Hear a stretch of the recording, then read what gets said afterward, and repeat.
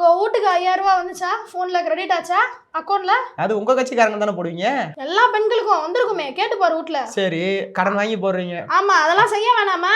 அப்படி ஒண்ணு நாங்க கேட்கல, கடன் வாங்கி போடுங்கன்னு கேட்கலையா. நீங்களாதான் வந்தீங்க 1000 ரூபாய் போடுறோம். நீங்க இப்ப கோடை சிறப்பு தொகைன்னு வேற 2000 ரூபாய் எக்ஸ்ட்ரா போட்டீங்க. நாங்களா கேட்டோம்? தம்பி, நீ கேட்கலப்பா.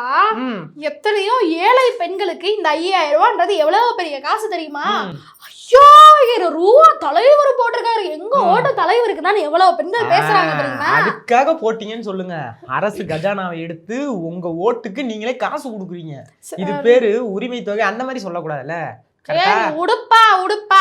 சரி, மக்களை தான் இப்படி நடத்துறீங்கன்னு பார்த்தா கூட்டணி கட்சிகளையும் ஒழுங்கா நடத்த மாட்டீங்க. என்ன நினைச்சுக்கிட்டு இருக்கீங்க நீங்க? ஏன் நாங்க என்ன கூட்டணி ஒழுங்கா நடத்தாத நீ கண்ட? ஆமா, இப்ப பாத்தீங்கன்னா மாற்றுத்திறனாளிகள் கோரிக்கையை நிறைவேற்ற சொல்லி போராட்டம் பண்ணாங்க. அதுல பார்த்தா மார்க்சிஸ்ட் கம்யூனிஸ்ட் தளோட மூத்த தலைவர் பாலகிருஷ்ணன் அவரோட மனைவியும் சேர்ந்து போராடினாங்க.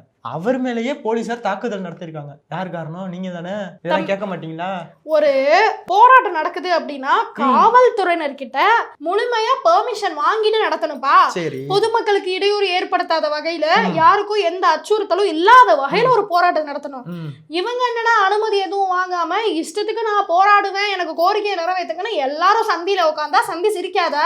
அவங்க என்ன எதுவும் முற்றுகை போராட்டம் பண்ணாங்களா, இல்ல எதுவும் தாக்குதல் அந்த மாதிரி எதுவும் பண்ணாங்களா? அவங்க மாற்றுத்திறனாளிகள் அமைதியான வழியில அறப்போர் தான் பண்ணாங்க. அதுக்கு எதுக்கு நீங்க போய் தாக்குதல் நடத்தணும்?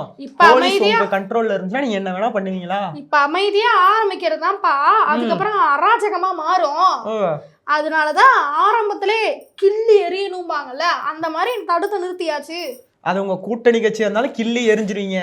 எல்லாரையும் தலைவர் ஒரே மாதிரி நடத்துறாருன்றதை இது மூலியமா தெரிஞ்சுக்கிறீங்களா? தெரியுது.